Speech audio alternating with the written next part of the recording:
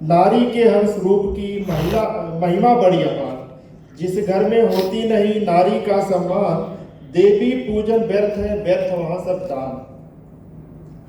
क्योंकि हमारे देश में लगभग आबादी में महिलाओं की आबादी आधा है, तो उस हिसाब से महिलाओं को आधा आरक्षण मिलना चाहिए। और इस आरक्षण की आवश्यकता क्यों पड़ी? क्योंकि जो लैंगिक असमानता है उसको दूर करने के लिए, राजनीतिक प्रतिनिधित्व में लैंगिक विविधता को बढ़ावा देने के लिए है, जिसके कुछ मेन कारण हैं जो मैं आपके सामने बोलना चाहता हूँ। जिसमें एक है लैंगिक समानता, जो मैंने पहले अभी बोला है। इसमें है भारत में राजनीतिक प्रतिनिधित्व में महत्वपूर्ण लैंगिक अंतर है। महिलाएं आबादी का लगभग आधा हिस्सा है, फिर भी बहुत सारी जगह ऐसी है, विधि निकाय है, पंचायत चुनाव है, मेडिकल प्रोफेशनल है, जिसमें महिलाओं को जो है इनका अनुपात लगभग ना के बराबर है। इसी को बराबर करने के लिए ये महिला आरक्षण की आवश्यकता है। दूसरा पॉइंट मैं बोलना चाहता हूँ, सशक्तिकरण। महिलाओं को निर्णय लेने के लिए, प्रक्रियाओं में भाग अवसर प्रदान करने के लिए और उनके सशक्तिकरण और उनको मुद्दे के समाधान के लिए यह महत्वपूर्ण है, जो उन्हें सीधे प्रभावित करता है, ताकि वो अपना निर्णय खुद ले सके। विविध परिप्रेक्ष्य, यानी बहुत ऐसी जगह पे है जहाँ विविध परिप्रेक्ष्य। महिलाएं अक्सर शासन में अद्वितीय दृष्टिकोण और प्राथमिकताएं लाती हैं, जिनमें स्वास्थ्य देखभाल है, जैसे हम लोग काम कर रहे हैं, महिलाएं हमारे यहाँ, और शिक्षा है, एजुकेशन सिस्टम है, और महिलाओं से संबंधित बहुत सारे ऐसे अधिकार हैं, मुद्दे हैं जो इसमें शामिल हैं, जिसमें महिला आरक्षण की आवश्यकता है। रोल मॉडल, जिसको देख करके लोग प्रोत्साहित हो, इनकरेज हो। राजनीति में महिलाओं का बढ़ा हुआ प्रतिनिधित्व रोल मॉडल के रूप में काम कर सकता है, जो कि अधिक महिलाओं को राजनीति और नेतृत्व की भूमिकाओं में कैरियर बनाने के लिए प्रेरित करता है।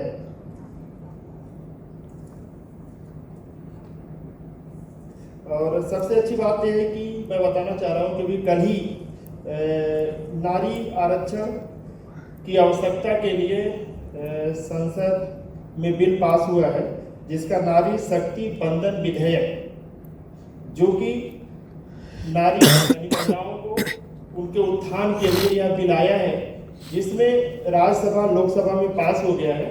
बस यह राष्ट्रपति की मंजूरी मिलना बाकी है।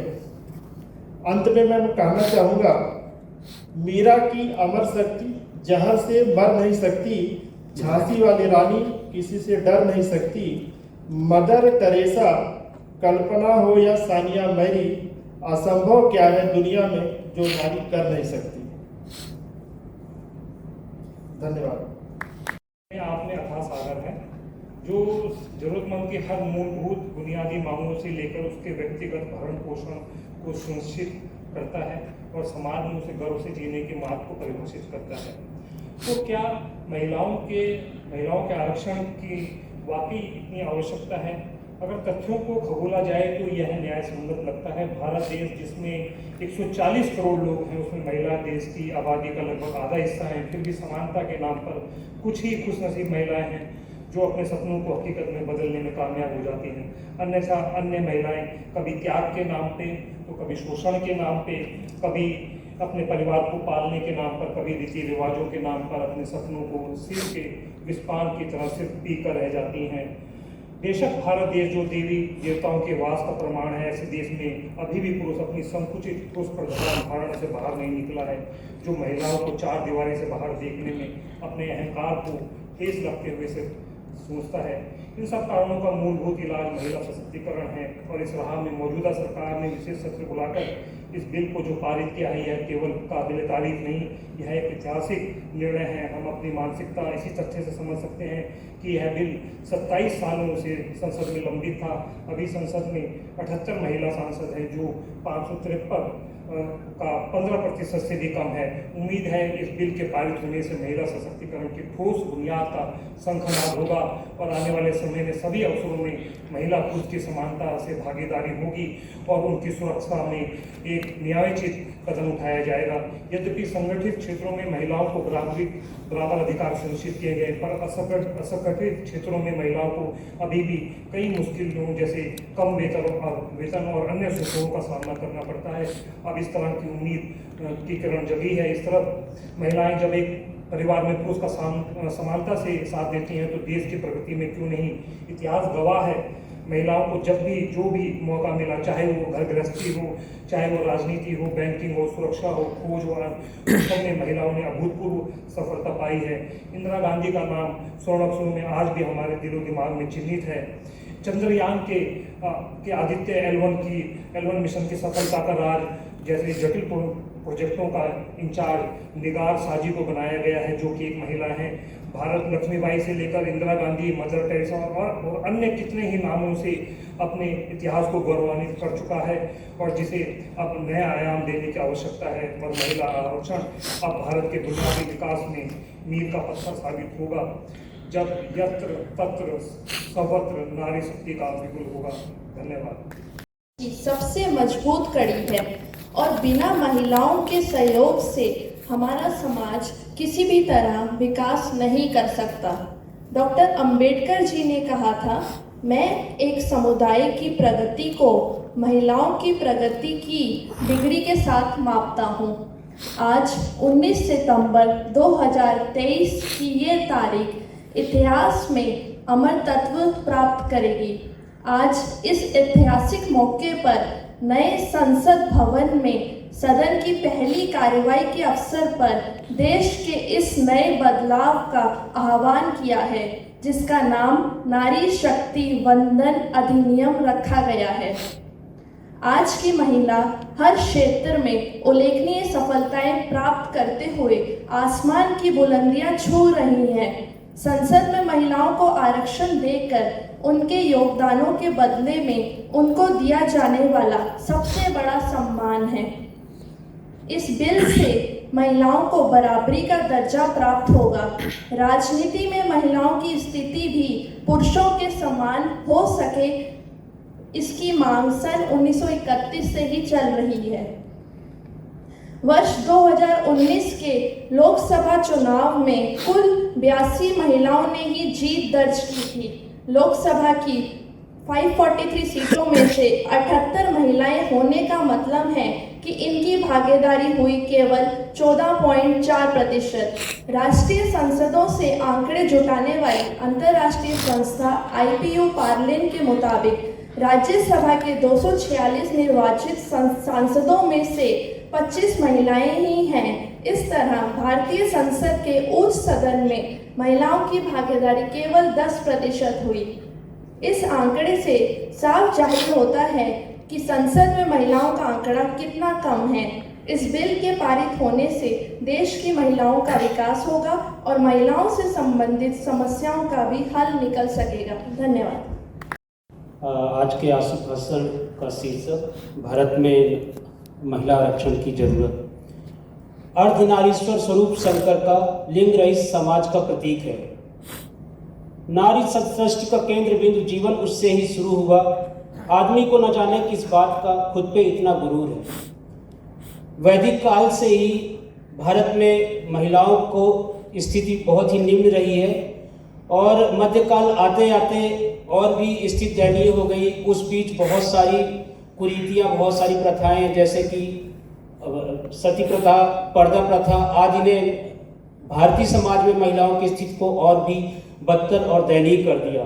यहाँ तक कि जो नीति निर्धारक मनु जो वैदिक काल में थे, उन्होंने तो नारियों के बारे में ये तक कहा, पिता रक्षित कौमार्य भर्ता रक्षित यौवने रक्षितम स्त्रीरे पुत्रा, मैं स्त्री स्वातंत्र महर्ति। अर्थात पुत्री की बचपन में रक्षा पिता करता है, जवानी में पति और बुढ़ापे में पुत्र। अतः नारी को स्वतंत्रता का अधिकार क्यों दिया जाना चाहिए। इस तरह की सोच, पुरुष प्रधान सोच में महिलाओं को आरक्षण आज के समय में अपरिहार्य है। लेकिन आधुनिक काल में पाश्चात्य शिक्षा के विकास और विस्तार के बाद परिस्थिति बदली और नारियों की सहभागिता को महत्व दिया जाने लगा और अब आज यह महसूस किया जाने लगा है कि नारी का भी सर्वांगीण विकास संभव है और वो हम सबकी सहभागिता से किया जा सकता है। जातिगत आरक्षण सन 1882 में इसकी व्यवस्था को सर्वप्रथम विलियम हंटर और ज्योतिराव फुले ने महसूस किया और हमारे भारतीय संविधान के अनुच्छेद 14(4), 15(4) एवं अनुच्छेद 330 से 342 में भी जातिगत आरक्षण व्यवस्था को महसूस किया गया, उसे स्थान दिया गया। लेकिन आज तक ना हमारे संविधान निर्माताओं ने, ना हमारे लोकतांत्रिक लोगों ने महिला आरक्षण की जरूरत को महसूस किया, ना ही उसे तवज्जो दी, ना ही किसी ने महिलाओं पे किए गए अत्याचारों को कभी भी देखा और उसकी जरूरत महसूस की। सर्वप्रथम हमारे देश के प्रधानमंत्री इंद्र कुमार गुजराल ने महिला आरक्षण की जरूरत महसूस की और इसके लिए प्रयास किया, लेकिन हमारे पुरुष प्रधान संसदीय व्यवस्था ने उसे असफल कर दिया। उसके बाद कई दशकों तक महिला आरक्षण के ऊपर प्रयास किए गए और अंततः विगत दिन जाकर महिला आरक्षण विधेयक पास हुआ। महिला सशक्तिकरण तभी संभव है जब उन्हें बराबरी का दर्जा दिया जाए और यह महिला आरक्षण के बिना संभव नहीं है। और आज जब हम आज़ादी का अमृत महोत्सव मना रहे हैं तब यह और भी प्रासंगिक हो जाता है कि महिलाओं को बराबरी का हक दिया जाए ताकि हम देश के सर्वांगीण विकास और आत्मनिर्भरता को सफल बना सकें। इंटर पार्लियामेंट्री यूनियन की रिपोर्ट 2019 के मुताबिक लगभग विश्व के 193 देशों में मात्र 50 या उससे कम देशों में जो संसदों में महिलाओं की प्रतिभागिता है वो 30% या उससे अधिक है। संयुक्त राष्ट्र संघ के मानकों के हिसाब से भी किसी भी संसद में महिलाओं की जो सहभागिता कम से कम 30% होनी चाहिए। चूंकि भारत एक सबसे बड़ा लोकतांत्रिक देश है, इसलिए ये हमारा दायित्व है कि सबसे पहले हम इस दिशा में अपना प्रयास करें ताकि जो देश जहां पर भी महिलाओं को बराबरी का दर्जा नहीं दिया है वो उसे अपना सके। भारत में जहां एक और स्त्रियां आर्थिक रूप से पुरुषाधीन है, वहीं दूसरी ओर सार्वजनिक जीवन में भी उनकी स्थिति बहुत ही असंतोषजनक है। जिन निकायों के माध्यम से राष्ट्र की नीतियां निर्धारित की जाती हैं उसमें महिलाओं की भागीदारी सुनिश्चित करना हर पुरुष का दायित्व है। इसलिए सरकार के विधायी एवं कार्यकारी अंगों में भी महिलाओं की भागीदारी को हमें सुनिश्चित करना है। समाज का एक रूढ़िवादी वर्ग हमेशा से ये मानता है कि महिलाएं यदि घर से विभिन्न क्षेत्रों में सम्मिलित होने के लिए घर से बाहर निकलेंगी तो जो ये पारिवारिक प्रणाली है इस पर बुरा प्रभाव पड़ेगा और समाज की नींव जो है कमजोर हो जाएगी। लेकिन ये रूढ़िवादिता को अब हमें तोड़ना होगा। अब समय आ गया कि महिलाओं को भी बराबर का दर्जा दिया जाना चाहिए। खुद को खुद से परखना बुज़दिलों का काम है। खुद को खुद से परखना बुज़दिलों का काम है। देखना है मेरी दक्षता को साथ खड़े करना होगा। यमराज से जोड़ना डरी कभी, जिसको रोने का गम नहीं, उसे कौन हरा सकता है जो खुद से कभी हारी ही ना हो। शिक्षा, व्यवसाय, प्रशासन आदि क्षेत्रों में प्रभावशाली योगदान के बावजूद यदि बराबर राजनीतिक प्रतिनिधित्व महिलाओं को नहीं दिया गया तो ना ही महिलाओं का सर्वांगीण विकास हो सकता है, ना किसी भी देश का सर्वांगीण विकास की परिकल्पना की जा सकती है। अतः यह समय की मांग है कि समाज के चतुर्मुखी एवं समग्र विकास के लिए आधी आबादी को भी सहभागिता को सुनिश्चित किया जाए और यदि उसके लिए आवश्यक हो तो उन्हें आरक्षण देकर इस व्यवस्था को कार्यान्वित किया जाए। अंत में मैं कहूँगा, कन्या धर्म निभाऊंगी, पत्नी धर्म निभाऊंगी, कन्या धर्म निभाऊंगी, पत्नी धर्म निभाऊंगी, मातृत्व धर्म भी हरदम बड़ी शिद्दत से निभाऊंगी। तुम मौका जो दोगे मुझे अपना हुनर दिखाने का, तुम मौका जो दोगे मुझे अपना हुनर निभाने का, वादा है मेरा तुमसे मानुस, वादा है मेरा तुमसे मानुस, मैं उसमें भी अव्वल आऊंगी, मैं उसमें भी अव्वल आऊंगी। धन्यवाद। महिला आरक्षण की स्थिति और आवश्यकता के बारे में तो पहले तो मैं आपको ये बताना चाहता हूँ कि स्कैंडिनेवियन कंट्रीज के बारे में अगर आप जानते होंगे तो स्कैंडिनेवियन कंट्रीज जिन्हें क्या कहा जाता है कि वो वर्तमान जितने भी देश हैं, अधिकतर देशों में वो स्कैंडिनेवियन कंट्रीज लगभग 100 वर्ष आगे चल रहे हैं। उनमें अमेरिका और ये सब से भी बहुत 50 वर्ष को अधिक आगे उन्नत तौर पर चल रहे हैं। उसका कारण क्या है? उसका कारण यही है कि वहां पर महिलाओं की समानता एकदम चरम पर है। क्योंकि अगर हम देखें तो ग्लोबल सार्वभौमिक लैंगिक अंतराल प्रतिवेदन 2023 के अनुसार 146 देशों का यहाँ पर अध्ययन किया गया, जिसमें 4 पिलर रखे गए थे, 4 स्तंभों पर अध्ययन किया गया था। आर्थिक भागीदारी का अवसर, शिक्षा प्राप्ति, स्वास्थ्य एवं जीवन रक्षा और राजनीतिक सशक्तिकरण। आपको जानकर ये हैरानी होगी कि 146 देशों में भारत की स्थिति बहुत ही दयनीय है। भारत की स्थिति 127 है, 127। 2022 में ये स्थिति 135 थी, किंतु कुछ अंक बढ़ करके हमारी स्थिति ठीक हुई है। सबसे अच्छा देश अगर इसमें देखा जाए प्रथम स्थान पे, तो वो है आइसलैंड। और आइसलैंड को बाकी सभी विकासशील देशों से 100 वर्ष आगे माना जाता है। क्यों? यही कारण है। दूसरा, आरक्षण क्यों होना चाहिए और किस लिए होना चाहिए, इसके पीछे भी एक विचार मंथन करना बहुत आवश्यक है। सबसे पहली बात तो ये कि समाज में विचार और मानसिकता ऐसी व्याप्त है कि भिन्न भिन्न समाज होते हैं, जैसे ब्राह्मण समाज, अग्रवाल समाज, साहू समाज, दिवांगन समाज, कई ऐसे समाज होते हैं जिनके प्रतिनिधि होते हैं। समाज में महिलाओं की स्थिति तो बराबर की रखी जाती है, किंतु समाज की जितनी भी संस्थानें हैं, उन संस्थानों में अध्यक्ष के तौर पर केवल पुरुष ही होते हैं। ये एक छोटी सी एक विकृति हमारी सामाजिक व्यवस्था में चोट देती है। समाज में महिलाओं का सम्मान तो है, किंतु सहभागिता का अभाव है। पुरुष अपनी पूरी कमाई ला करके अपनी पत्नी, माँ या बहन के हाथ में जरूर देते हैं, किंतु कमाई में सहभागिता की बात आती है तो वही पुरुष पीछे हो जाता है कि भाई मैं तो कमा रहा हूं, आपकी क्या आवश्यकता है। तो इसी गति पर जो सार्वभौमिक लैंगिक अंतराल सूचकांक है, उसमें स्थिति भारत की ऐसी है, और जो प्रगति का जो दर है, अगर ऐसी ही दर पर अगर चलता जाए तो एक अध्ययन में कहा गया है कि राजनीतिक, आर्थिक और शिक्षा के स्तर पर अगर हम लैंगिक अंतराल को भरने का प्रयास करें तो लगभग 169 वर्ष लगेंगे, जो कि ये दर बहुत ही कम है। लैंगिक अंतराल सूचकांक में हमारे पड़ोसी देश हमसे ज्यादा अच्छा प्रदर्शन करते हैं, जैसे बांग्लादेश 59वें स्थान पर है, नेपाल 116वें स्थान पर है और भूटान 103वें स्थान पर है। केंद्र सरकार के द्वारा विशेष सत्र बुलाया गया है, जिसे प्रारंभ तो पुरानी संसद भवन में किया जाएगा, लेकिन अंत उसका जो है वो नई संसद भवन में किया जाएगा। सर्वदलीय बैठक बुलाई गई माननीय प्रधानमंत्री जी द्वारा, और उसमें ये मुद्दा बड़ा ही विचारणीय और मंथनीय एक विचार रखा गया है, किंतु अभी तक इसे ना ही क्या ये इस विशेष सत्र में लोकसभा या राज्यसभा में रखा जाएगा या नहीं, इस पर कोई चर्चा अभी नहीं हुई है, और हुई भी है तो अभी वह बिल्कुल भी पारदर्शी रूप से गोपनीय रखी गई है। इंदिरा गांधी जी जब प्रधानमंत्री थी 1975 में, तब टुवार्ड्स इक्वालिटी नाम की एक रिपोर्ट आई थी, जिसमें भारत में प्रत्येक क्षेत्रों में महिलाओं की स्थिति के बारे में वर्णन किया गया था, जो कि कुछ ठीक नहीं था। तो वो जो आरक्षण की व्यवस्था थी वो वहां से चालू होनी धीरे धीरे प्रारंभ हुई थी, किंतु मैं बड़ा ही अपने आप को गौरवान्वित महसूस करता हूं। छत्तीसगढ़ भारत में एक ऐसा राज्य है जिसमें महिला विधायकों की संख्या सर्वाधिक है। 90 विधायक सीटों में 16 विधायक जो है वो महिला विधायक हैं, जो कि कुल विधायक संख्या का 14.44% है। कई सारी राजनीतिक पार्टियां ये कहती तो हैं कि हम महिला आरक्षण के लिए हमेशा से आगे रहते हैं, किंतु यही जो अभी सरकार में है, राष्ट्रपति द्वारा राज्यसभा में मनोनीत की जाती है 12 राज्यसभा सीटों में, उनमें से 2 तो खाली हैं और 10 में से केवल 2 ही महिलाएं सीटें हैं। राज्यसभा में छत्तीसगढ़ की सीटों में 5 में से 3 महिलाएं अभी बैठी हुई हैं।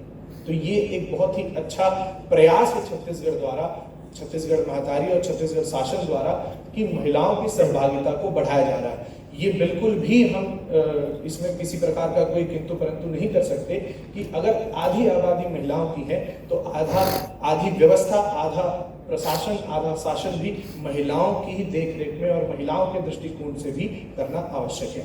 धन्यवाद। मेरा सादर अभिवादन। आज का विषय है कि भारत में महिलाओं के आरक्षण की आवश्यकता क्यों। तो जो मेरा भाषण है मुख्यतः राजनीति पर केंद्रित होगा, क्योंकि ये मुद्दा गरमाया हुआ है, राजनीति पे महिलाओं के आरक्षण की जो बात चल रही है। तो कल पीएम मोदी की अध्यक्षता में हुए कैबिनेट बैठक में महिलाओं को लोकसभा व विधानसभा में 33% आरक्षण देने के प्रस्ताव पर मुहर लग गई है। ये सब हम जानते हैं। और इसकी आवश्यकता क्यों पड़ी? तो जिस तरह मुझसे पहले प्रतिभागी ने बताया कुछ आंकड़े, उसी तरह मैं भी बताना चाहूँगी कि ग्लोबल जेंडर गैप रिपोर्ट के अनुसार जो भारत की स्थिति है वो आइसलैंड, जो कि पहले नंबर पर आता है, और हमारा पड़ोसी देश बांग्लादेश, उनसे कहीं पीछे है। और अगर महिला विधायकों की बात की जाए तो भारत में महिला विधायकों का प्रतिशत कहीं भी 15% से अधिक नहीं है, और सर्वाधिक छत्तीसगढ़ में 14.14% है।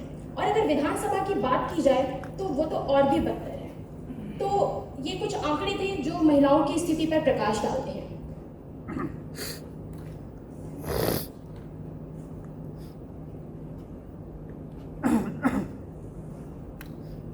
ये कुछ आंकड़े थे जो महिलाओं की स्थिति पर प्रकाश डालते हैं।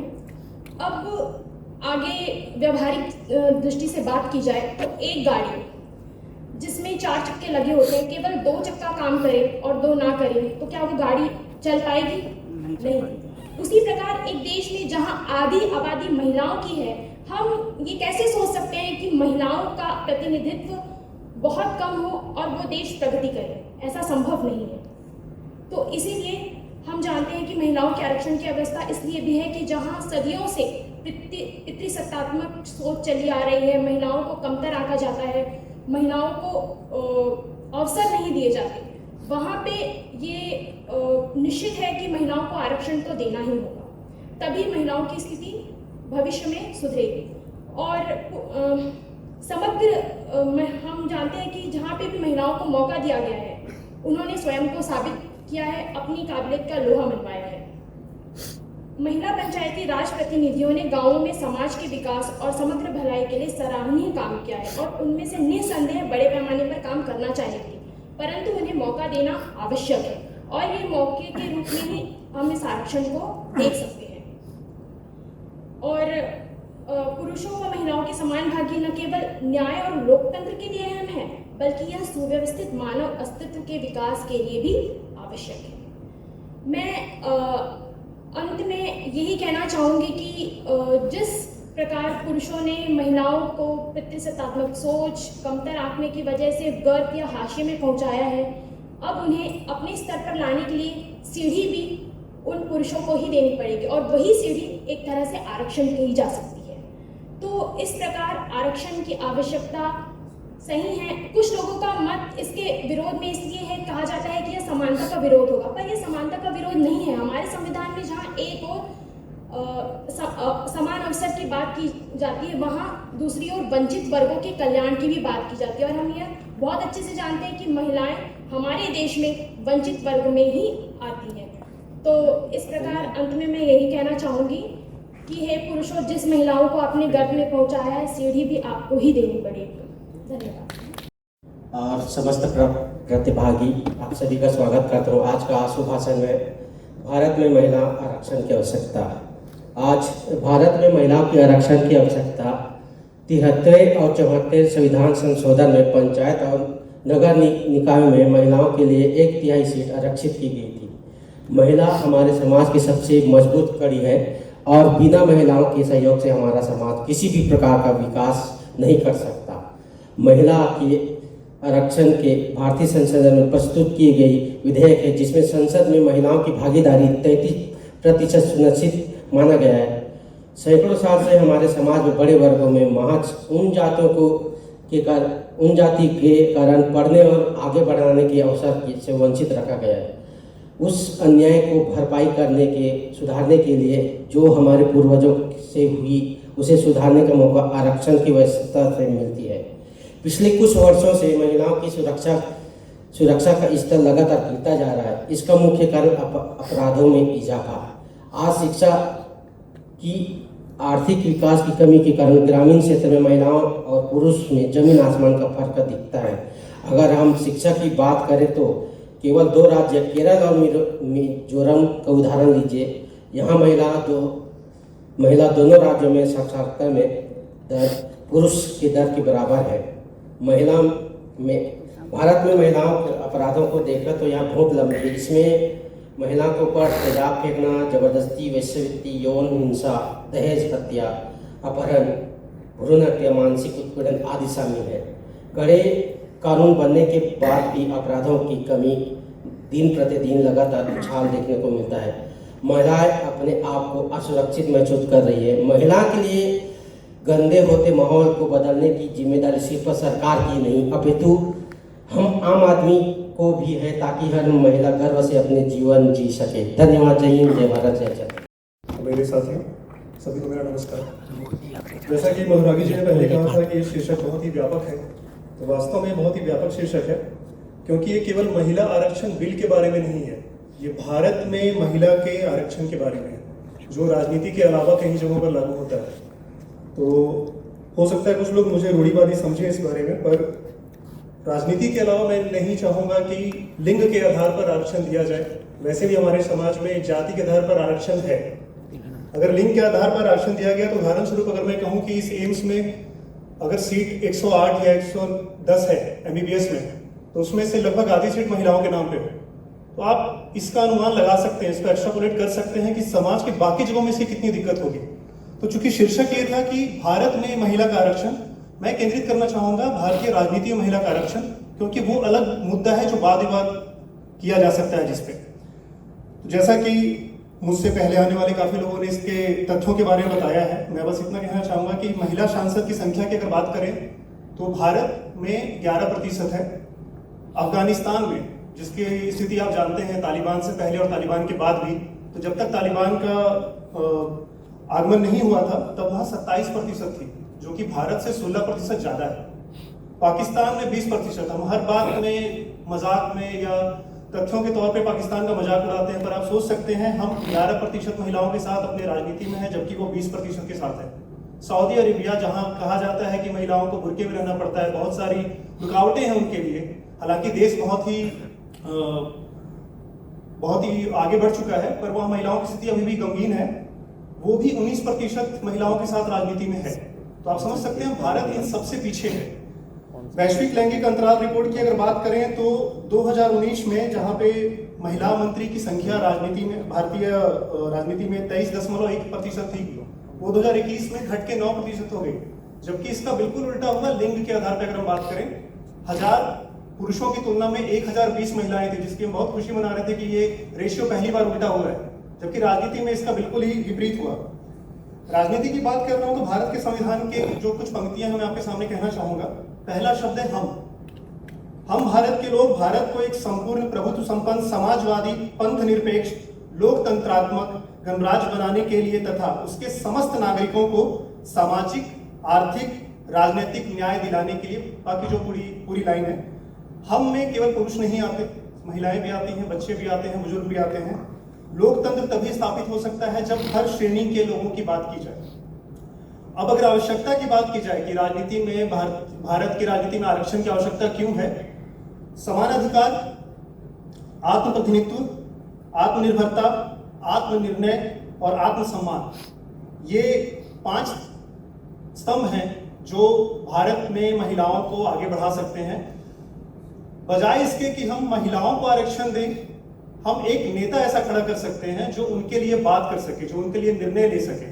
आप घर घर जाके महिलाओं को आरक्षण नहीं दे सकते हैं, लेकिन एक समूचे समूह को अगर आप एक नेता देते हैं जो अपनी बात रख सकता है, ऐसा हालांकि काफी समय से किया जा रहा है। मेरे जैसा बोलने वाला या भाषण देने वाला 1996 से करता आ रहा है। 1996, 98, 2012 आज तक ये विधेयक पारित नहीं हो सका था। संभवतः कल हो जाएगा जैसा अनुमान लगाया जा रहा है। तो ये कई बार इसलिए भी असफल हो गया क्योंकि जब आरक्षण की बात की जाती थी तो आरक्षण के अंदर आरक्षण की बात की जाने लगती थी। अनुसूचित जाति वाली महिलाएं, अनुसूचित जनजाति वाली महिलाएं, ओबीसी कास्ट की महिलाएं, तो जितने लोग इसके समर्थन में थे वो केवल कागज पे ही धरा का धरा रह जाता था। कुछ लोगों को उदाहरण स्वरूप अगर मैं बताऊं, 2012 के चुनाव में, ग्राम पंचायत चुनाव में महिलाओं को 24 टिकट दी गई थी, जबकि पुरुषों के पास 6 टिकट थी। 24 में केवल 1 महिला जीत पाई। उन्होंने इसी को आधार बना के इसको अपोजिशन किया, राजद ने और सपा ने। तो इसके लिए जो सुधार किया जा सकता है वो ये है कि वैसी महिलाओं को ट्रेन किया जाए, वैसी अनुभवी महिलाओं को नेतृत्व दिया जाए, मार्गदर्शन दिया जाए, अंत में बस यही कहना चाहूँगा, जैसे मैंने शुरुआत में कहा था, मैं भारत में महिलाओं के आरक्षण के समर्थन में आंख बंद करके नहीं कह सकता, लेकिन राजनीति में उनके लिए आरक्षण होना चाहिए। 33% वाला जो बिल है वो पास हो जाए तो ये हम सबके लिए अच्छी बात होगी। और जैसा ये शुरुआत है, ये सुधार हो नहीं रहा है, ये सुधार की शुरुआत है। जैसा दुष्यंत कुमार जी ने कहा है कि कौन कहता है आसमां में सुराख हो नहीं सकता, एक पत्थर तो तबीयत से उछालेगा। धन्यवाद। मैं भारत में महिला आरक्षण की आवश्यकता क्यों है इस विषय पे अपने विचार व्यक्त करना चाह रहा हूँ। यत्र नारस्तु पूजन्ते रमन्ते तत्र देवता, जिस देश में नारी शक्ति पूजन्ते का ढोंग रचा गया और उसी देश में नारी शक्ति और नारी की क्या स्थिति है, इस हालात को बताने के लिए समाज में आज भी महिलाओं को कमजोर और लाचार समझा जाता है, क्योंकि महिलाओं से जुड़ी हुई बहुत सारी समस्याएं जो आज भी हमारे देश में हैं, जैसे कि भ्रूण हत्या है, दहेज प्रथा, सती प्रथा, मंदिरों में महिलाओं के जाने पर रोक, जैसे सबरीमला जो अभी विवाद हुआ था वो है, 3 तलाक को लेकर बहुत सारी ऐसी समस्याएं हैं जो महिलाओं से संबंधित हैं। तो इन सब समस्याओं को ध्यान में रखते हुए महिलाओं की स्थिति को मजबूत करने के लिए ही महिलाओं का आरक्षण बहुत जरूरी है। वर्तमान में भारतीय महिलाओं की आबादी कुल जनसंख्या की लगभग आधी है। राष्ट्रीय पारिवारिक स्वास्थ्य आयोग की 5वीं रिपोर्ट के अनुसार वर्तमान में महिलाओं की स्थिति पुरुषों पे 1000 पुरुषों पे महिलाओं की स्थिति 1020 है, यानी 1000 पुरुषों पे 1020 महिलाएं हैं, जो कि ग्रामीण महिलाओं की आबादी पुरुषों से ज्यादा है। इसीलिए और अमेरिकी राष्ट्रपति पद की उम्मीदवार हिलेरी क्लिंटन ने भी कहा था कि जब तक महिलाओं की आवाज नहीं सुनी जाएगी तब तक सच्चा लोकतंत्र नहीं आएगा समाज में। और अपनी जगह आरक्षण के नियमों का रूपांतरण है, अपनी जगह सुनिश्चित और सुरक्षित करने के लिए महिलाओं पर आरक्षण बहुत जरूरी है। महिला आरक्षण महिला सशक्तिकरण की प्रक्रिया को बहुआयामी बनाता है और वह महिलाओं के जीवन के सभी क्षेत्रों में आज आने में सक्षम है। महिला आरक्षण का प्रथम विकल्प सन 1974 में काका कालेकर द्वारा उठाया गया। 1996 में तत्कालीन प्रधानमंत्री एस.डी. देवेगौड़ा द्वारा इसको लोकसभा में प्रस्तुत किया गया। हालांकि उस टाइम पे ये पास नहीं हुआ। उसके बाद में 1998 में इसको वापस लोकसभा में इसका मुद्दा उठाया गया और उसके बाद में कानून मंत्री थम्बी दुबे के द्वारा इसका मुद्दा फिर से लोकसभा में उठाया गया था, लेकिन भारी विरोध के चलते उस टाइम पे भी ये पारित नहीं हो पाया। वर्तमान में भारत के प्रधानमंत्री श्री नरेंद्र मोदी जी द्वारा संसद में के विशेष सत्र में सोमवार को महिला आरक्षण विधेयक को मंजूरी दी गई, जिसमें लोकसभा विधानसभा जैसे निर्वाचित संस्थानों में 33% महिलाओं के आरक्षण को मंजूरी दी गई, जिसका नाम नारी शक्ति वंदन अधिनियम रखा गया, जो नारी शक्ति को आकार देगा। महिला समाज की कड़ी को मजबूत करती है। बिना महिलाओं के सहयोग के समाज का विकास असंभव है। डॉक्टर अंबेडकर जी ने भी कहा था, मैं एक समुदाय की प्रगति को महिलाओं की प्रगति की डिग्री के साथ मापता हूँ। देश की आर्थिक तथा सामाजिक स्थिति को मजबूत करने के लिए महिलाओं का आरक्षण बहुत जरूरी है। धन्यवाद। सहभागियों को मेरा नमस्कार। आज का जो विषय है महिला आरक्षण की आवश्यकता, मैं कहना चाहूँगी कि अब आवश्यकता नहीं, अब देश की जरूरत बन गई है महिला आरक्षण। क्योंकि आप एक तरफ कह रहे हैं कि ये आधी आबादी है और दूसरी तरफ आप उनको 33% आरक्षण के लिए बात अभी कर रहे हैं। पिछले 3 दशकों से ये चर्चा चल रही है, लेकिन आज तक ये आरक्षण हमें मिला नहीं, जबकि देश को अब इसकी जरूरत है, क्योंकि आधी आबादी महिलाओं की है। इसलिए आप अब ये नहीं कह सकते कि महिला सिर्फ 33% आरक्षण तक सीमित रह सकती है। अब भारत को आवश्यकता है पूरे 50% आरक्षण देने की महिलाओं को। और आज जो नारी शक्ति वंदन अधिनियम पारित होने वाला है, आज पेश हुआ है, कल पारित होने वाला है, ये 15 सालों के लिए होगा, लेकिन मुझे लगता है कि ये बहुत जल्द 50% भी हो जाएगा, क्योंकि महिलाएं जो हैं शिक्षा के क्षेत्र में इतनी आगे बढ़ गई हैं कि अब उन्हें जनप्रतिनिधि के रूप में तैयार रखने के लिए बहुत ज़रूरत है। आज हमारा जो विषय है उसमें आरक्षण के बारे में हम पहले जानेंगे। आरक्षण का अर्थ है अन्याय को दूर करना, सभी के लिए समान अवसर प्रदान करना, सभी के लिए पर्याप्त प्रतिनिधित्व सुनिश्चित करना और सभी के बीच समानता सुनिश्चित करना, जाति व्यवस्था और अन्य प्रकार के भेदभाव को पूरी तरीके से समाप्त करना। देखिए, आरक्षण का जो अर्थ है उसमें ये साफ दिख रहा है कि पर्याप्त, सभी के लिए पर्याप्त प्रतिनिधित्व सुनिश्चित करना। तो महिलाओं के लिए पर्याप्त प्रतिनिधित्व सुनिश्चित है क्या? अभी नहीं है, क्योंकि अभी सिर्फ हम 33% के लिए ही बात कर रहे हैं, जबकि महिलाओं की आबादी देश में पूरे आधी आबादी जो है महिलाओं की है। कहना चाहूँगी कि 1993 में संविधान में 70वें और 74वें संशोधन के तहत पंचायतों और नगर पालिकाओं में महिलाओं के लिए 33% सीटें आरक्षित की गई थी। लेकिन उसमें क्या हुआ कि जब भी आप देखेंगे पंचायतों और नगर पालिकाओं के चुनाव में महिलाएं जब खड़ी भी होती हैं तो उसका जो प्रतिनिधित्व या तो उनके पति कर रहे होते हैं या उनके संरक्षक कर रहे होते हैं। वो नाम के लिए जरूर खड़ी हैं, लेकिन वो काम जो है या तो उनके पति कर रहे हैं या उनके संरक्षक कर रहे हैं। क्यों? क्योंकि उनमें शिक्षा का अभाव है। इसलिए जब तक जनप्रतिनिधि के रूप में महिलाओं को अवसर नहीं मिलेगा, इस प्रकार की चुनौतियां आती रहेंगी। महिलाओं के साथ जो दुर्व्यवहार हो रहे हैं, जो कुप्रथाएं हैं, उनको दूर करना है। इसके लिए उनकी आवाज़ उठाने के लिए जनप्रतिनिधि के रूप में महिलाओं का खड़ा होना बहुत आवश्यक है। इसलिए लोकसभा, विधानसभा, इन सब क्षेत्रों में महिलाओं को आरक्षण मिलना बहुत आवश्यक है। इसकी आवश्यकता को बताते हुए मैं कहना चाहूँगी, राजनीति में महिलाओं का उचित प्रतिनिधित्व नहीं है, इसलिए आरक्षण की आवश्यकता है। महिलाओं का सामाजिक एवं शैक्षिक दृष्टि से पिछड़ा होना, इसलिए आरक्षण की आवश्यकता है। पुरुष प्रधान समाज से मुक्ति दिलवाना, इसलिए आरक्षण की आवश्यकता है। महिलाओं से संबंधित कुरीतियों और कुप्रथाओं से बचाने के लिए आरक्षण की आवश्यकता है। लोकतंत्र को मजबूत बनाने के लिए आरक्षण की आवश्यकता है।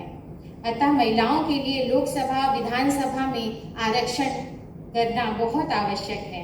महिला आरक्षण से नई संसद की प्राण प्रतिष्ठा, आज के बहुचर्चित पेपर का एक हेडिंग है, आप लोगों ने आज पढ़ा होगा, महिला आरक्षण से नई संसद की प्राण प्रतिष्ठा। आप सोच सकते हैं पिछले 3 दशक से ये चीजें रुकी हुई थी, तो महिलाएं तो अपने क्षेत्र में पढ़ रही हैं, आगे बढ़ रही हैं, लेकिन प्रतिनिधित्व के अभाव में उनका विकास पूरी तरीके से नहीं हो पा रहा है।